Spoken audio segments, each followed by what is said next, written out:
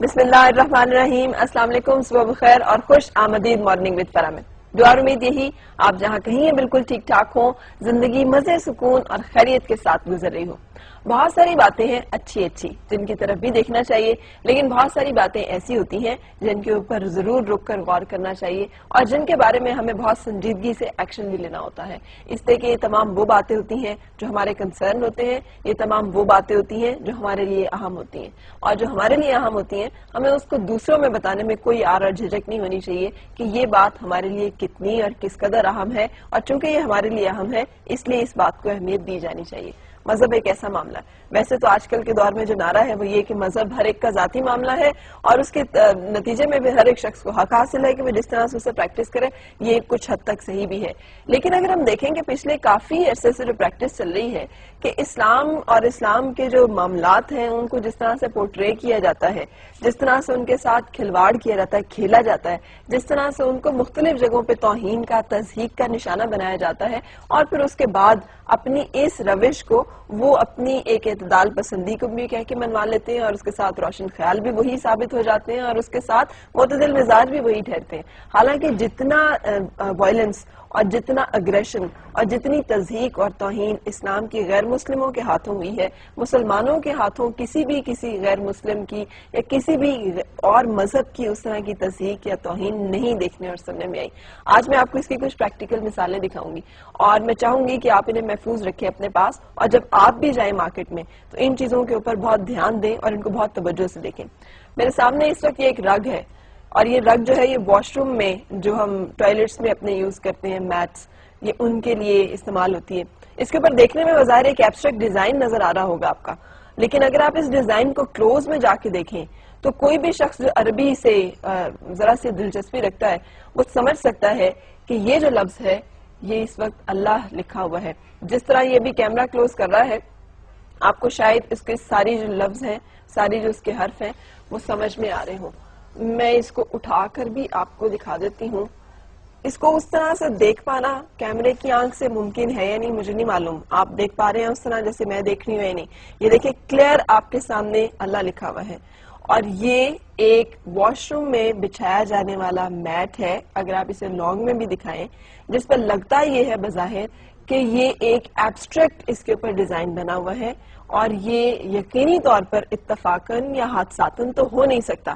یہ ایک باقاعدہ پلان ایفرٹ ہے جس کے نتیجے میں اس طرح کی توہین کرائی جاتی ہے. مارکیٹ میں اویلیبل ہے، اسی طرح سے کسی نے دیکھ کر خریدا ہے ایک نظر دیکھنے میں کہ بڑا ہی اچھا ڈیزائن ہے، بڑا ہی مزیدار سا لگ رہا ہے، اور جب اس کے اوپر ذرا سا غور کیا گیا تو پتا چلا کہ یہ لفظ اللہ ہے جو ہمارے پاؤں میں اور واش روم میں بچھایا جا رہا ہے. یہ صورتحال ہے ان تمام ایفرٹس کی اور ان تمام کاوشوں کی جو ان لوگوں اور ان مذاہب کی طرف سے آتی ہیں جنہیں ہم کہتے ہیں بڑے معتدل مزاج ہیں، اور اگر کوئی تشدد پسند ہے تو وہ صرف مسلمان ہے. یہ ایک کپڑا ہے، یہ کپڑا خواتین کے لباس بنانے میں استعمال ہوتا ہے. اگر کیمرہ اسے بھی کلوز کرے تو اس پر بھی اس جگہ پر یہ الحمدللہ رب العالمین بہت کلیئرلی پڑھا جا رہا ہے. مطلب یہ سامنے نظر آ رہا ہے کہ یہ انہوں نے اس کے ساتھ جس طرح کے مغلظات اس پورے فیبرک کے اوپر پرنٹڈ ہیں، اگر اس کو میں آپ کو دکھا سکوں، یہ ایک عورت اور مرد کی تصویر ساتھ ہی انہوں نے بنائی ہوئی ہے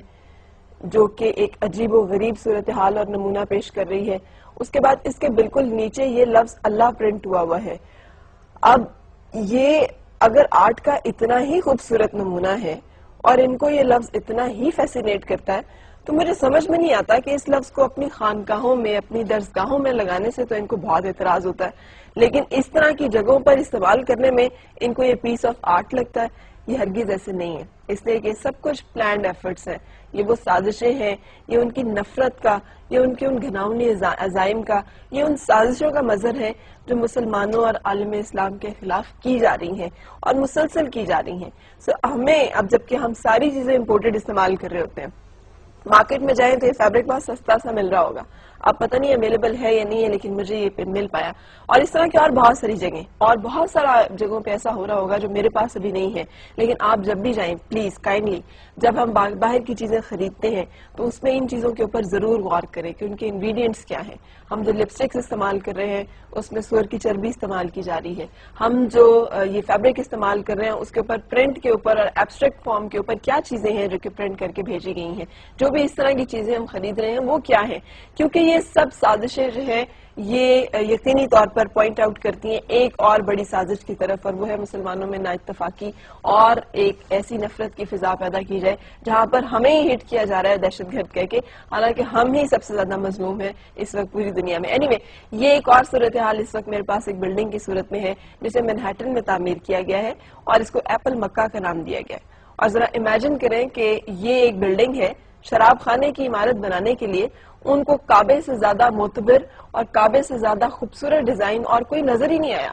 کوئی اور ڈیزائن ان کی نگاہوں میں جچا ہی نہیں کہ وہ اس کو شراب خانہ بنا سکیں. سو یہ ایک بلڈنگ جو تعمیر کی گئی ہے جہاں 24 گھنٹے شراب فروخت کی جا رہی ہے، کی جائے گی، اور جو کہبہ خانہ ہوگا یہ اس بالکل ایگزیکٹلی اس پیٹرن پر ہے جو کہ مسلمانوں کی مقدس ترین اور محترم ترین اور مکرم ترین عمارت ہے جسے ہم کعبہ کے نام سے جانتے ہیں، جسے ہم اللہ کا گھر جانتے ہیں. سو یہ تو ہیں وہ لوگ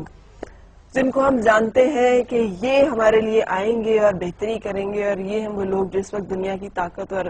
اختیارات کو کنٹرول کرتے ہیں، اور یہ ہیں ان کی نیتیں اور یہ ہیں ان کے ارادے اور یہ ہے ان کی سوچ اور یہ ہے ان کے جذبے اور یہ ہیں ان کے معاملات جو کھلے ہیں ہمارے سامنے. اگر ہم ان کھلی حقیقتوں کو اب بھی نہ دیکھ سکیں